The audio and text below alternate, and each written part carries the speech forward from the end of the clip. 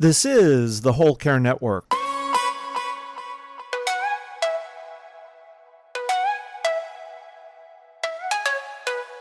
Helping you tell your story one podcast at a time. Content presented in the following podcast is for information purposes only.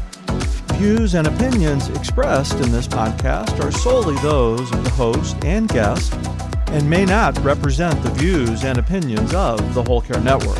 Always consult with your physician for any medical advice, and always consult with your attorney for any legal advice. And thank you for listening to the Whole Care Network.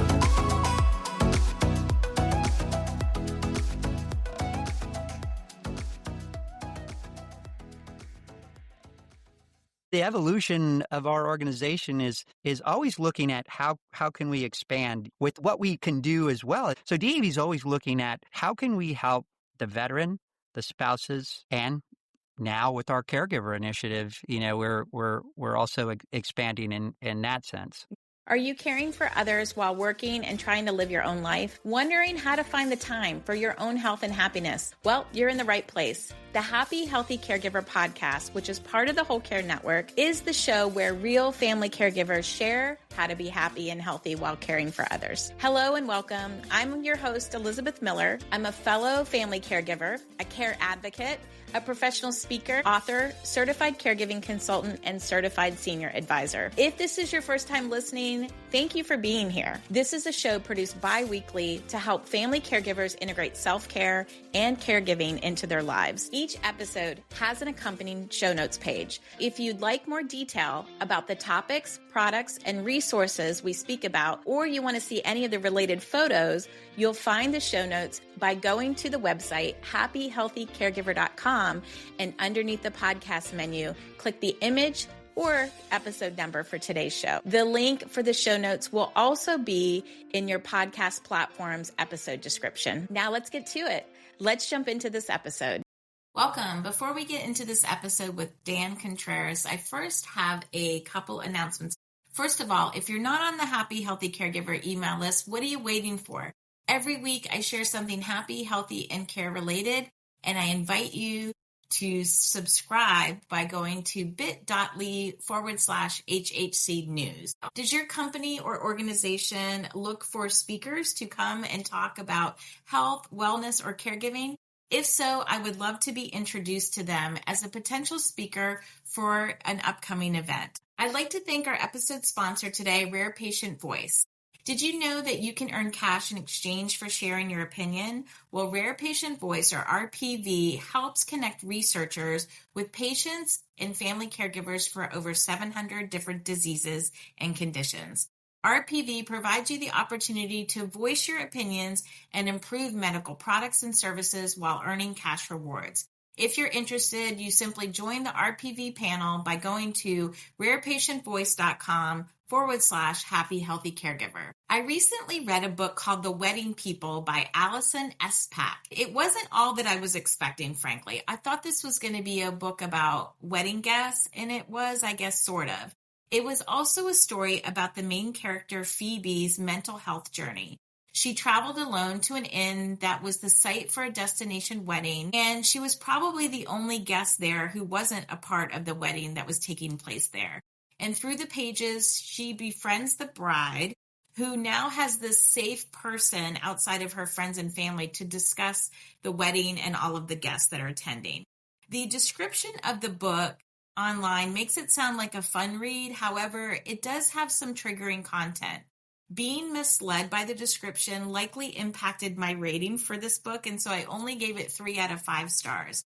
It's an interesting, creative plot, and there are solid characters with a lot of good banter in them. However, it just was not what I was expecting.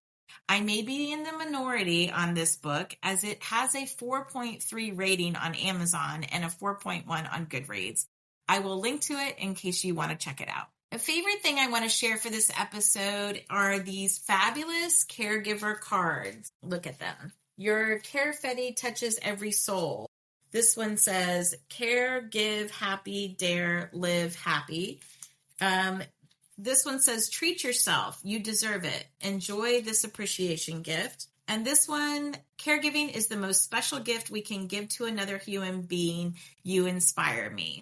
I always have a stash of these in my closet to send notes to family caregivers. They were created by former podcast guest Jen Chan. She created this whole line of amazing caregiving cards, and she has some other products too that you can check out. I have yet to see anything like these cards, and they're a great way to appreciate and send some love to family caregivers or professional caregivers, frankly, too. So I will link to them so that you can check them out. Let's meet today's caregiver in the spotlight.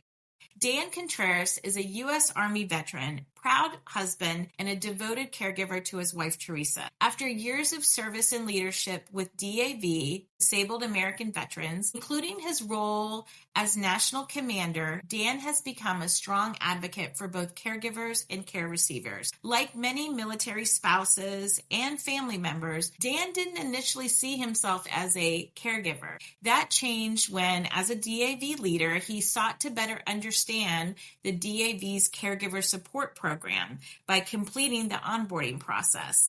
Now, he's on a mission to raise awareness and provide resources for the 70% of veterans who are caring for loved ones. In this episode, Dan shares the resources that DAV offers to support veterans who are also caregivers, free resources, by the way, how his perspective on self-care has shifted as Teresa's cancer journey has progressed, the creative outlets he and Teresa enjoy together, including Legos, crafts, and hobbies that bring them joy, and how something as simple as a karaoke app helps him relieve stress and recharge. I hope you enjoy the show. Hi, Dan. Welcome to the Happy Healthy Caregiver podcast. Well, hello, and it's great to be here. Thank you. I'm excited to chat with you and spotlight your story and the resources that have helped you and all of that. But we always kick off the show with something from the Happy Healthy Caregiver jar. This is stuff that I've collected, and I continue to collect things that kind of resonate, and maybe we'll hit the caregivers where they are today so that they can, just feel seen and validated. So this says, at the end of the day, before you close your eyes, smile and be happy with where you've been and grateful for what you have. Life can be tough, but it's also really good. That's wonderful. That's Do you wonderful. feel like two things can be true at the same time sometimes? I think so. It's a matter of perspective, but it's also, I think what that demonstrates is a positive attitude. Because even though we know the difficulty or really just the unseen activities that will happen, we can also know that we're confident that we're going to be able to get through them and have the strength to be there for our loved ones. Yeah, I think the community and support from other folks, once they tap into that, plays a big part in that, and knowing that they're not alone. Well, I would love for the listeners to get to know you a little bit better, Dan. I know you're an Army veteran, so thank you for your service.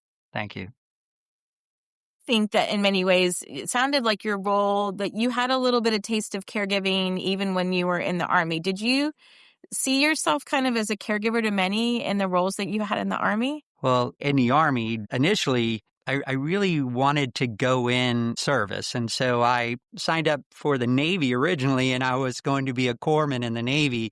And my history is that I have 3 brothers, and all of them served in the military. And so they gave me a great lead into what I saw in my own future. But I didn't go to the Navy. I ended up going in the Army. And so in the Army, I chose a combat medic at first as my career path. And then I eventually went to nursing school in the Army. And so, yeah, just always have been in that capacity of wanting to be a healer and serve in that capacity. And so even after the military, working in a career field, still in nursing, case managing. And then the company I ended up working with prior to coming to DAV was geriatric services, and that was taking care of geriatric clients. And so the caregiving aspect of it has always kind of been ingrained in me. And even in my role with DAV as a National Service Officer, which we'll talk about some other services that our organization can offer, and especially, with my experience, because that all translates into the resources that you can find with our organization's just history of taking care of the veteran and also now the caregivers. Yeah, we will definitely dive into that, I want to also kind of just set the stage so that you also have a personal caregiving story.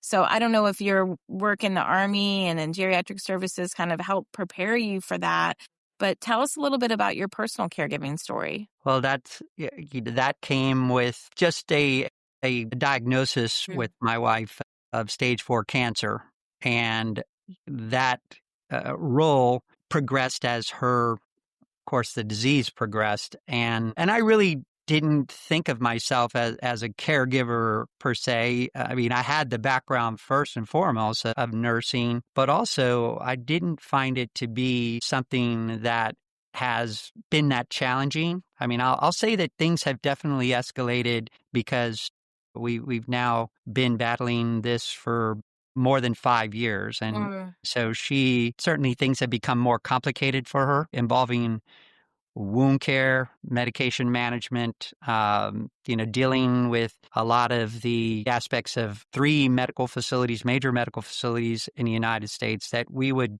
go to 4 or 5 if that's what it would take. So the caregiver role definitely has evolved for me, but as I can relate it to our own caregiver initiative, I was talking about this today with someone who actually encouraged me to get oriented on a personal level with our caregiver program. And being a national line officer and on just really this path of talking about the great programs that we do, a lot of it was anecdotal stories until he introduced me and just really gave me an opportunity to see it firsthand, because I really thought, one, not really a caregiver per se.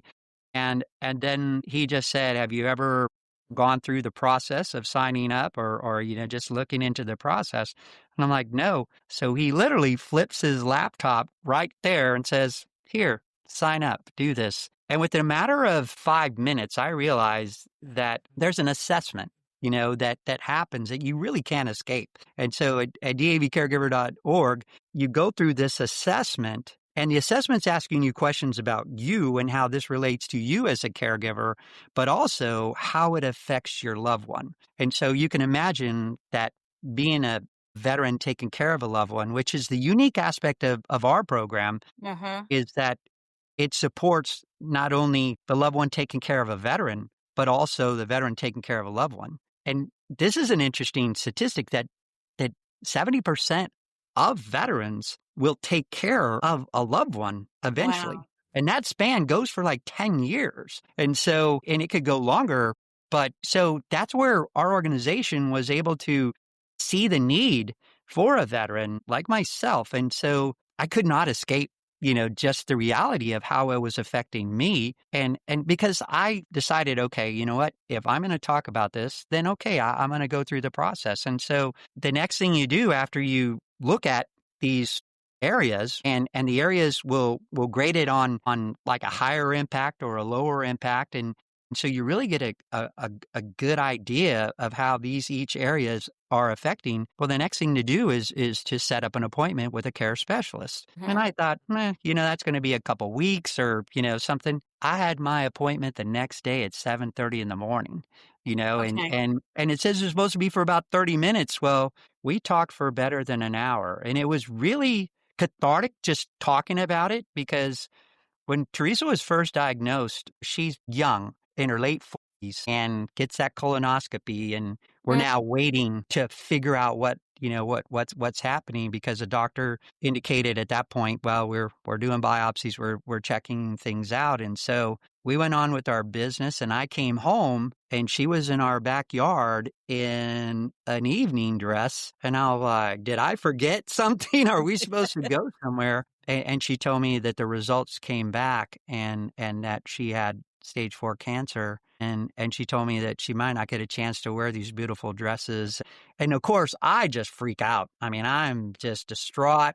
And she tells me, you need to get it together, because I need you to be strong. Go get a hamburger, go, come back, and we're going to figure this out. And so that's something that caregivers have to understand. They need they want us to be strong and have that strength. So talking to this person, I was breaking down and crying and, just really letting things out. And it had a follow-up with it. And we talked about just avenues that I could see that were my own needs, and I had gone ahead and put on the back burner things that, were some of the things that I would do, like including, sleep or, just things that are really where I need to take care of myself so I can take care of her, you know? Yeah, it's so interesting, your story. So it's like, what I'm understanding is like you have this big position with a DAV that supports family caregivers. You're not recognizing that you yourself are a caregiver for your wife. You're kind of just like, Right, well, I need to educate myself. Let me go through this process. And through the right. process, it sounds like through the conversation with your intake person, that you felt safe, to kind of peel back the layers. And had you come out the other side thinking, gosh darn it, I am a caregiver? Or yeah, like, are you Absolutely. assuming the role?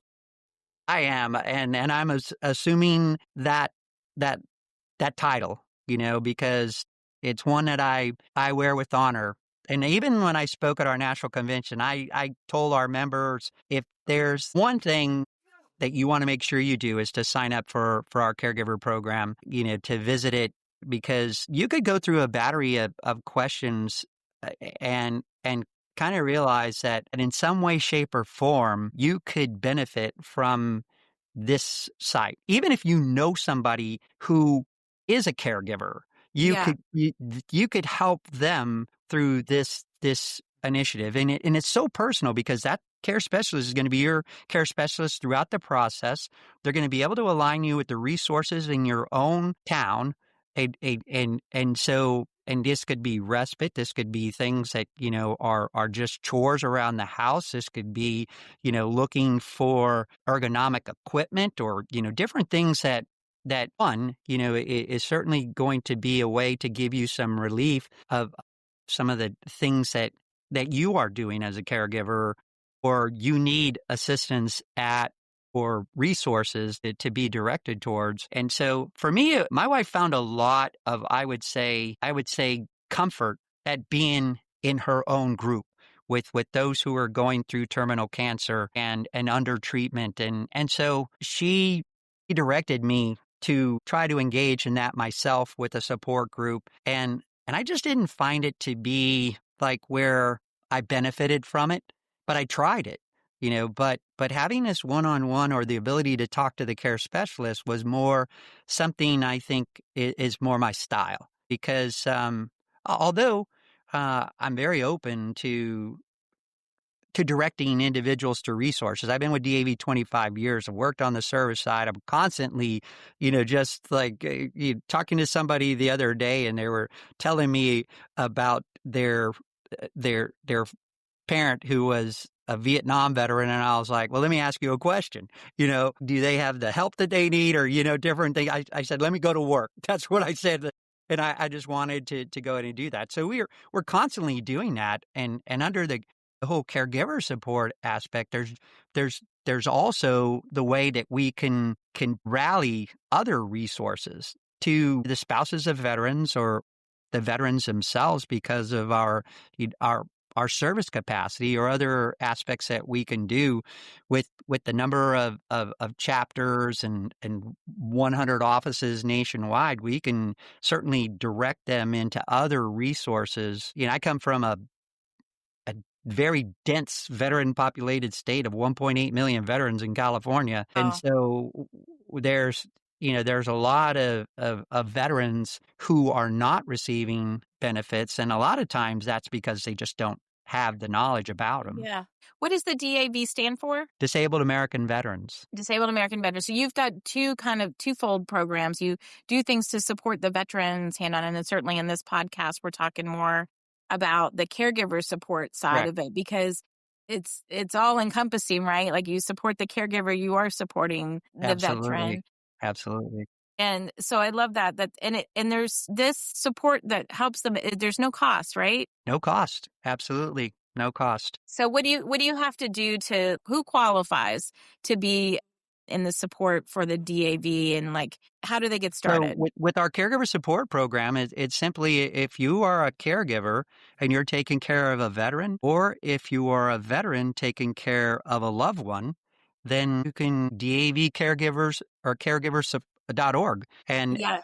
And then if you want to look at the global aspect of all of our services, even when you talk to the care specialists, they're trained to kind of analyze and assess if there are some ancillary ways that DAV can help. But DAV.org is another way to look at the veteran side of it. I know that just in the infancy of this program, which we are so dedicated to it, and it was great that we even created a department specific to our caregiver initiative, and so it's expanding and growing. So the feedback that we get from those who are using the services, and I'm just going to throw a number out there, but I would say we are even there. But since starting this program in 23, I think we've already affected more than or close to 2,000 caregivers in wow. one way or another. 2023?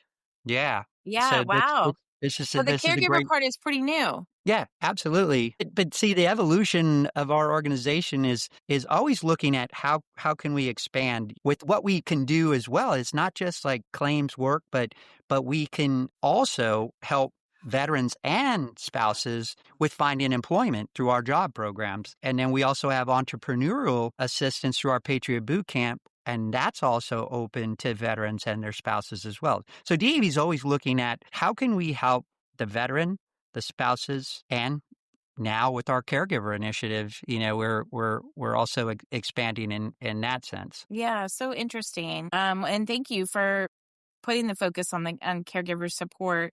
I'm curious, we talk about like the rising of the older adult generation. Like, is the DAV concerned about the rising population of older adult veterans and their caregivers? Yeah, the silver tsunami for sure. well, and this is where our advocacy works. And I testified before Congress last year on really the growth of the population of older veterans. Over the next 10 years, it's going to be 600%. We don't have enough long-term care facilities. But the caregiver program, and I remember this as being a case manager and working in the geriatric services arena, is that to keep them at home is really paramount. Because once you put them in a rehab facility or a long-term care facility, that's very detrimental to their mental health, because then they don't have their own space. They're not there. Enables them to have that quality of life and to be able to just get some respite services. And we're also doing things with our morale welfare too. So we have a disabled veterans golf clinic, and we also have our winter sports clinic that caregivers come, spouses. Get some social self-care going in there. And so that's what we do. We actually will have events that are specific to them to give them, a little bit of time to just pamper themselves or just meet with each other and have. And so we're expanding in that. And so the vision of the organization is to identify ways that we can provide outlets for them with those, but also maybe some workshops and different events that are going to be geared towards giving them more resources and information. Yeah, so good. Like thinking about all the different pieces. And, a lot of what I talk about is the different types of self-care. And certainly we need the emotional support. We need physical support, social, financial, by, not try. How is the DAV funded? So totally, it's a nonprofit organization. And Okay. so the generosity of the public is certainly there. I mean, DAV has been around for 104 years now and growing, and so it has a great reputation with the generous public. And through those, as far as generous contributions, we're able to evolve in our way of being able to support, because we do. Also, disaster relief was a major way that DAV supported last year, and we're looking at probably some catastrophic as far as weather patterns happening in Arizona and now with hurricanes the East Coast, with the fires in California. But all of that too can be a caregiver aspect as well, to have those resources so that when you're in those challenges. But I mean, I think like with understanding that evolving process with me and my spouse as far as the caregiving community, it's it's just reaching out, people reaching out to me and checking on me. And you know what? It's almost like instinctive that they say, okay, well, how are you doing? Oh, and of course, me, I'm fine. I can handle this. But the other day, there was an exacerbation, had to go to the emergency room because pain wasn't being Mm. managed at home. I was afraid that, we're just call her doctor, bring her in. And so, she was admitted, and where I finally took off, went to go home, got a call first. She says, I need you to come. And that's our safe word. I told her, you tell me to come, I'm going wherever you're at. And then she goes, on second thought, just go back to bed. I think I'm gonna be okay. Well, 2:00 in the morning, I get that call again. And so I'm just going ahead and just getting The over to real the me, yeah. hospital and Change my mind. I need you. sleeping in a chair, holding her hand, gating my, you know, personal hygiene or whatever it is. But we go through that. Those are the things that I'm about to start looking at. Vitamins and sleep and exercise and a lot of the ancillary things I used to do for me, like putting them on the back burner while we go through this process with her. She's sacrificing a lot. She's the one going through the battle. Stuart Scott had a really good saying, and he was an ESPN Stuart Scott. analyst. Yeah. And he said, and he was battling cancer, and there's a Stuart Scott Foundation to this day. And he said, fight like hell till you can't fight anymore, then let someone else fight till you can fight again.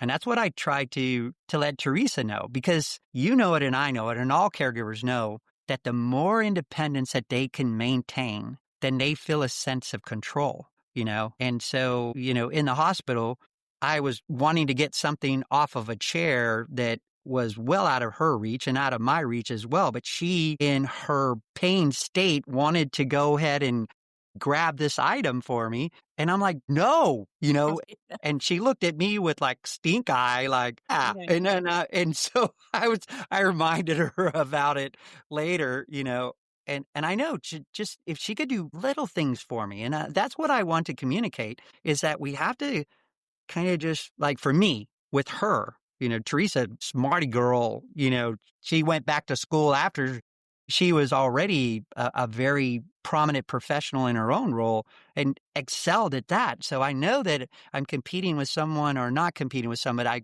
got to understand that really to give her that latitude or that ability to be able to have that independent mind and Yeah. have the contributions to her extent is important as well. And I think we all know that. I mean, just in general, even with senior people, as they lose the ability to drive or to, do different things, that loss of independence is something that if we can go ahead and allow a little bit of just a lean, because I'll tell you, in this role with her, I have become so much more calm in other situations. The little things just don't get me like they used to anymore, because I just see her strength, her battle. And for me, those things are just like, for others, it's like, wow, Yeah, puts people things don't in have a clue. perspective. Yeah, it's a different perspective. Exactly. Yeah. And I appreciate what you're saying about keeping people's independence. And like she's a part of the care team. Like she's a care partner. Like, it's a partnership, and Absolutely. keeping them independent and giving them dignity. And the same way with our older adults and anybody, like everybody wants to feel valued and purpose and likely not feel like they're a burden on other people. So yeah, she sounds like a tough cookie and a good match for Yeah. you. What's top of mind for you? I guess, what's top of mind for the DAV? What's top of mind for you as a caregiver? Like what are you thinking about right now? Well, as her disease process has progressed, and not everybody has cancer, and I mean, we have, in our organization, when you look at the number of veterans nationwide, we can't tap into all of them. So the outreach is so important, but understanding that there's just going to be such a variable when it comes to, like, even with me, things have started to get to now wound care, medication management, just really, I've got Narcan all over the house and in my suitcases, and just really looking at how can I be better prepared, and And, the question's going to arise where you're talking about advanced directives, you're talking about, different Mhm. things that are her choices. And so those are tough questions, and recently she talked to me about wanting to donate her body to the Mayo Clinic. And so now, I've always tried to think that I had all, the information and everything. And so those are the things that are still kind of weighing, and still evolving, you know. Yeah. For both of you, I imagine, like we Mhm. need this too, Yeah. Well, and that's what's really great about the davcaregivers.org site is because it identifies where you are having to do activities of daily living for Mhm. someone. So, you know, right away that puts you into that category. You are seeing where it's affecting your health, mental health. It does ask you about the cognitive ability of the person that Mm. you're taking care of. And so that starts to give them insight to potential resources. And then also where you are aligned with that local ability is where that care specialist can direct you into either some resources, mental health connections with counseling or morale welfare. This is really great because I never saw myself as a crafty person, and Teresa was an eco adventure kind of person, and so, but we have found, and this was through the caregiver program, that we enjoy doing crafts together. So we do Turkish Nice. lamps, we paint, we do Lego projects, and so, and of course, yeah, I'm a Dodger super fan. And so when I'm doing painting stuff, I'm doing a Dodger this. I even made my Turkish lamp with kind of a Dodger feel to it as Nice. well. But, I love that so much. just So being with her. Yeah. yeah, like that so a lot of what we talk about, yeah, I coach on self-care, right? And how caregivers can prevent burnout. Sure. But one of the Sure. activities that we do is I'm also looking to put more fun in people's life. Like why does it have to be so Right. hard? So we talk about this joint joy list, which you kind of touched on because like you've got your joys of things that make you happy and Teresa has her joys, but then where you overlap in the middle is kind Yeah. of that sweet spot. Yeah. And so identifying those and so I do think that it's probably evolved, her energy level's not what it used to be and the things that maybe that you all used to enjoy doing. But Yeah. your partner or your older, parent or a child, like Right. I think we all kind of have those things where we can meet up. So I love that you found that you're a crafty person and can Yeah. combine. Yeah. And she'll just set a Lego item out, and I just know it's time to sit down and do Legos. But sometimes she just hands me pieces and we work on them together that way because her hands, Mm. depending on like a chemo that she's on or something, it might give her some numbness or dexterity issues and things. But no, I mean, I just see the joy in her face when we're doing things collectively. And sometimes, we might be sitting in the bedroom and she's on her iPad watching a murder show and I'm watching a chick flick on my side or a Dodger game or something. But yeah, and that's where, again, just that togetherness and we're supposed to go on a big trip coming up, and things have evolved to where she's not going to be able to go, or she just doesn't feel comfortable in going. And I'm okay with that, because really, we've always worked together if something affects you personally, then you have the ultimate decision. And with her care, her decision on how to go after cancer I'm telling you, the chemo that she's gone through and the surgeries and everything else, I don't know if I would last 3 months, let alone 5+ years. So, I I give her a lot of just support in her own processes, and I think that's tough to do because I've seen where certain family members are really adamant about pushing a certain way Mm. of treatment or anything like that, and that's why I just kind of resort to my approach. And I'm not saying it's the best because it's a science, just like Mhm. raising kids are a science. Um, but I'll feel comfortable at the end of the day that really she made her conscientious choices, and that I supported her vision. And well, thank God she's in the 15th percentile of survivors with stage 4 cancer, and with her particular cancer, and Yeah. And so something must be involved in her approach to it. Yeah, and We've and been to support the LA. support she has. I also don't Yeah, want you to diminish your role. Like, she may say, well, it would be hard for her to be Dan, like watching your person. So it's like and there's yeah, you're right. She gives me a lot of credit. I'll give you that. She literally says, "I would not be here today if it wasn't for you." yeah. I mean, because I honestly feel, Dan, that like yes, they're going through the hard work of the chemo and this and that, but when your person gets a diagnosis, you also get a diagnosis in many ways. Like it is, change kind of what you thought the future looked like. The Absolutely. drop everything and be there. Maybe the career choices that you made, or the roles that you've taken on, or Well, for sure. like it does. It changes a lot of things. Yeah, I share the story because the role as national commander comes with a 6-year trail in leading into that position. She was diagnosed in 2020, and I was just starting on the line in 2019. And I said to her that I said, you know what, I'll drop all of this. I think we need to focus on. She goes, that would kill me first. And so this journey and it's really just how it's evolved in this way that it's been one together. I mean, even yeah, before I went on the line, she has been very supportive of my work with DA. The things that were important to me were important to her as well. And so, but she allowed me to openly talk about her.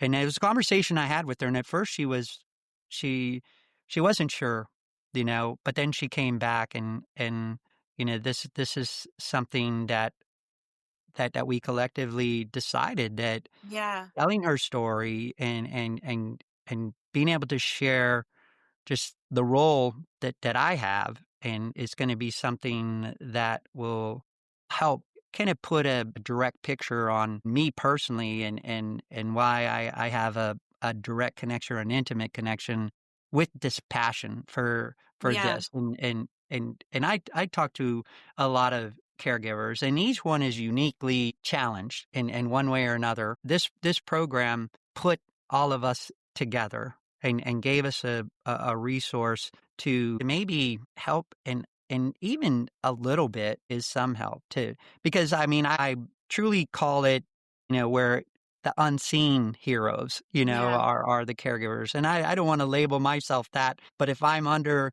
that, because again, I don't really, I think everything that I want to do moving forward is still possible. But right now, and I talk about this as far as like this parallel, they, couples have this parallel and the balance that you have in that parallel is to stay constant. That both of you are just the ebb and flow is to be in the same line. But at one point, one's going to have to go north or south and you're going to go with them. And sometimes knowing that person who's taking you there should also want to bring you back to balance, bring you back to that central point. Mhm. But in her case and in others, it's not by their choosing that they're going extreme north because we are in the north, like extreme hemisphere.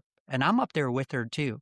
And I'm up there with her by choice. And I know that she wants to come back down. And there's been demonstrations that, just that she really feels bad about where she's put me and that, life would be different. Even just crazy things like, we'll be somewhere and she will just kind of reflect on my life after she's gone, you know? Mm, And I don't want to go there, but you can only imagine somebody in her sure.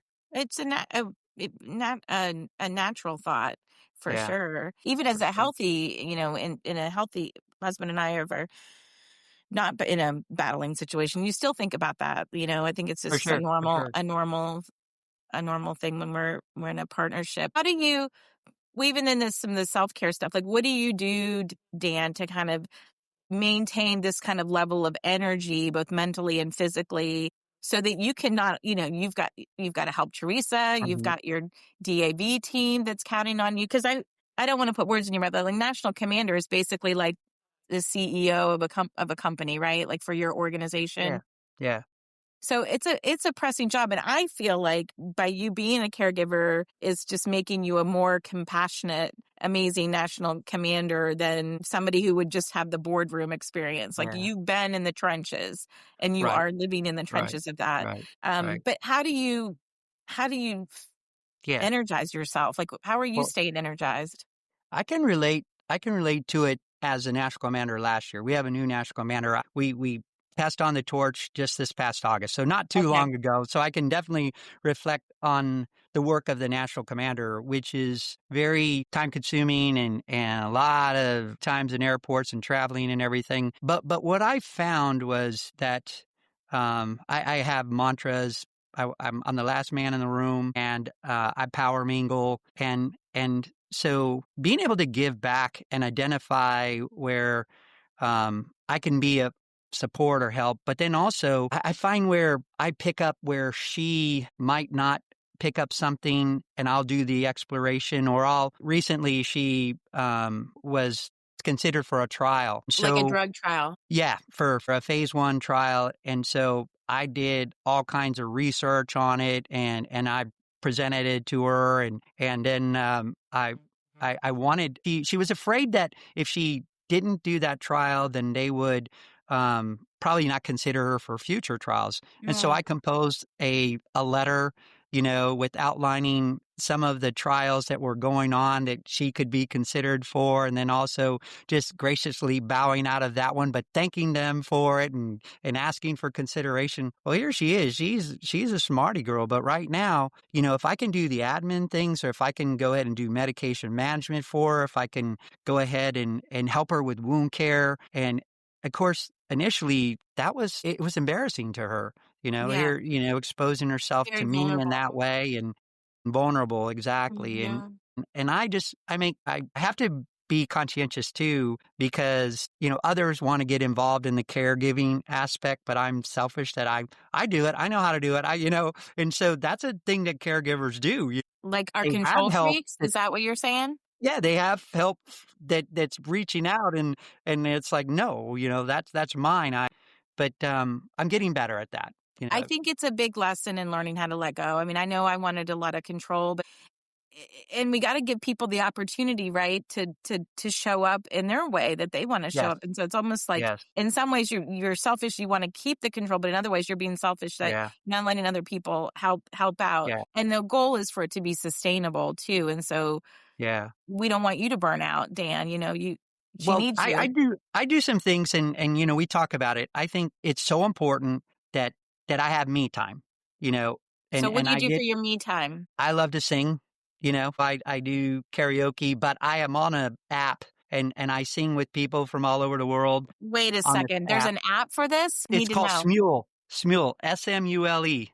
Yeah, I'm telling my right. sister we call her Karaoke Annie. She's going to Oh, love this. she'll love it. She'll love it. But so I do things like that, and Very accessible, right? You don't have to leave your house. exactly, I'm right Yeah. there, and all you need is your phone and earbuds with the mic on it. You can do Smule and sing, and there's all kinds of, as far as just ways that you can adapt the I love the it. equalizer, or you can do a video or animation, or just post a picture and sing background with it. But yeah, I mean, so I've recorded over 1,500 songs on Smules.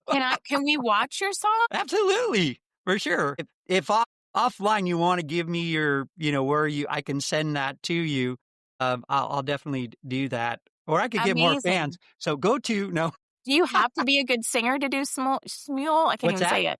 Do you have to be a good singer? No, that's the great thing about Smule, Okay. is that, like, what I'll do is I can post like a part 1 of a song and then invite others to sing. And it's crazy because you'll get a variety, but once in a while, or you'll get like a diamond in the rough, or someone who just has this really unique voice. And yeah, So but yeah, interesting. so recently I sang with somebody from the Philippines, and her invitation was for the song "Tonight I Celebrate My Love," and so yeah, so I just added my voice to her I song, love it. and it's a lot of fun. And so I do things like that, or I'll go to we have a movie theater walking distance. I'll go there and just catch a movie. But yes, I used to play a lot of tennis. I haven't really played much of that. I'm an avid golfer, so I've not really done much of that either. Working out's kind of been something on the back burner, but I monitor like my sleep. I definitely try to eat as best as I can, and then also do as much as I can, with her, and I enjoy that too. I mean, I don't Yeah, need just me space or anything like that, because a golf outing's 5 hours plus I and getting know. there. And so I'd rather, when our best time is when we're together. And so I think like, yeah, she's going to go on a trip with, just going to see a friend, and she's going to be gone for a few days. And I even like, I'm a little bit, just, leery about, Gotta learn to her. let go. I do. Yeah, I do. I I do. And know. her friend even said I could come, and I'm like, yeah, I'll just leave that up to Teresa. But yeah, I really, I think I'm comfortable that I'm not like overwhelming myself. But again, I think where it all begins is just knowing that if you need something, then davcaregiver.org is somewhere where you can look. It identifies, kind of looks at, or do you feel comfortable, in your Yeah, situation to to take make it care of somebody? sustainable. Because This if you think about it, taking care of an amputee, or taking care of, somebody with spinal cord injuries, or somebody who, PTSD, just, I yeah, imagine. yeah, Yeah, mental health issues, and there's a lot to say that could just be so varied in a way that we take care of our loved ones. And so, I mean, I've been so proud to be with DAV and see the evolution of how we look at how can we expand on helping. And so forming our own program and dedicating a department to it, it's going to evolve and it's going to grow, but we really need the input from those who walk that walk, like yeah, myself. What can we do? And that's why talking about maybe medication management and things like that, are something that, especially when you're looking at, pain medications, or things that are, wound care, or, just things that you want to do transportation yourself, but you and need that yeah. training, that help, or to accomplish it. Well, we'll definitely link to the dav.org so people can get more help. Now that pass the baton on for the national commander, what's your focus with the DAV now, Dan? So I run California operations for DAV. Okay. And I've been doing that for 18 years, and I've been with the organization 25 years. And so I've got that. And also just in any capacity, what I said, after leaving the organization and being the primary spokesperson for nearly 1 million members, whatever capacity, I'm the board of director chairperson now. And so I do have a role with the organization. But if it's down to just being a cheerleader for DAV, I'll be the best cheerleader that they can have. I love this organization. I don't belong to any other organizations. A lot of other people do, and we do a lot of work with other organizations, either on a national level with our legislative work, or in communities nationwide. There's a collaborative effort that Well, happens with the veteran community in yeah, general. we But need that. We don't need it to be fragmented. It's oh already very no, absolutely not. yeah, And so, but for me, like doing this is a passion that I have. I know that have another planned way that I can contribute to the outreach of our caregiver program. And so certainly, and thank you for this opportunity to be yeah. able Well, we to got to talk to share your it. audience. And so for sure. And I think what we should have is a karaoke caregiver That's funny. So good we use, time event. yeah, you should have definitely. So I'm all about combining the fun with the Yeah. advocacy and education. And Yeah. for a while, I was doing these virtual cafes, I called them, and we would do a sing along with caregivers. Wow. Okay. We did some different things because, yeah, people want the community, but they Yes. just need the breaks and the respite. And Got so it. it's like giving them Got the it. ways to do that. So Got it. I'd love to leave you, like, ask a question from my journal, and then we'll let Oh, you go perfect. from the day. Perfect. But this is journaling was a big part of my healing in the very beginning with emotional self-care. And so I I can wanted see other that. people to have a way to Sure, try it on without it sure. being real intimidating. And so this is a prompted journal that helps people put Okay. some focus back on their health and happiness. What's your top tip to bust stress, Dan? Singing. Singing. I know, that's good. Okay, let's do one more. And something you did for yourself today. Day. Wow. Okay, I've been in meetings all day, Did you brush your teeth? but I would say that just connecting with people who I made it a point to find them because they're my friends that I don't get to see often, and so that's important. Just to stay connected to your community, and of course, all of them always ask how am I doing and how's my wife and everything else, but I think that that's important too. Don't feel isolated, and so that was something that I did today, and countless times, Intentionally. today, because when I'm home in LA, I don't get a chance to see these great friends. And so, and so seeing them was certainly something that was a prize today that I had for sure. Nice. Nice.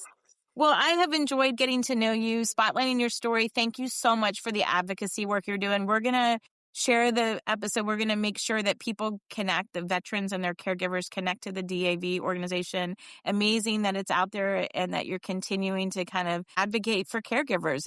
And we'll, of course, be wishing you and Teresa well on what's to come for both of you. But thank you so much for spending this Well, time with me today. and thank you again. And thank you to all the caregivers out there. Your work's hard. We recognize it. Please, davcaregiver.org. We can help. Thank you. Thank you. If you're a fan of this Happy Healthy Caregiver podcast, then you're going to love Confessions of a Reluctant Caregiver podcast, which is also part of the Whole Care Network family. Join sisters JJ and Natalie, who offer a candid, unfiltered space to confess the good, the bad, and the ugly of being a caregiver. From heartfelt confessions to insightful guest interviews, they've got it covered. You'll laugh, cry, and everything in between. Tune into the Confessions of a Reluctant podcast on your favorite podcast platform or visit confessionsofareluctantcaregiver.com. Thanks for listening to the Happy Healthy Caregiver podcast on the Whole Care Network. I hope this episode provided encouragement and practical tips to infuse into your life. You'll find the show notes and all the resources mentioned at happyhealthycaregiver.com. I also invite you to check out previous episodes of the podcast that you may have missed. If you enjoy the show, be sure to subscribe so you never miss an episode. Ratings and reviews also help others discover the podcast, and sharing with a fellow caregiver is a great way to spread support. Stay connected with me between the episodes by following Happy Healthy Caregiver on your favorite social media platforms, and subscribe to the weekly newsletter where every week I share something happy, healthy, and care related. Just visit happyhealthycaregiver.com to join.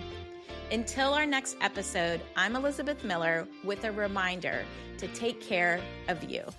Are you still here? Well, it's time for the disclaimer. I am not a medical, legal, or financial professional, and I am not providing medical, financial, or legal advice. If you have questions related to these topics, please seek a qualified professional. I have taken care to spotlight family caregivers and experts, but their opinions are theirs alone. This podcast is copyrighted, and no part can be reproduced without the written permission of Happy Healthy Caregiver, LLC. Thanks again for listening to the Happy Healthy Caregiver podcast on the Whole Care Network.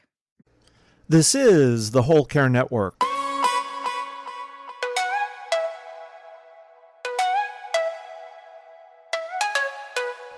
Helping you tell your story one podcast at a time.